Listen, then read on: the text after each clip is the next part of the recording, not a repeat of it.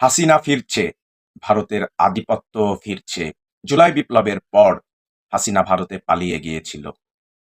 গণহত্যার দায়ে অভিযুক্ত এবং ফাঁসির আসামি হাসিনা বাংলাদেশে আবার ফিরছে। জিএম কাদের হাসিনার সাথে সাক্ষাৎ করে এসেছে।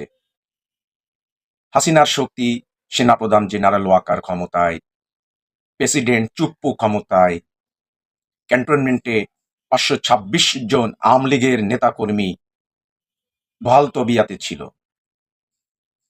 আওয়ামী লীগের একটা পার্ট এখনো ক্ষমতায়।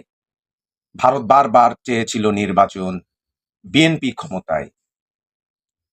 এই বিএনপির মাধ্যমেই আওয়ামী লীগ আবার পুনর্বাসিত হচ্ছে। পিলখানার হত্যাযজ্ঞ হয়েছিল, সেই বিচারের কি হবে? আপনাদের কাছে প্রশ্ন।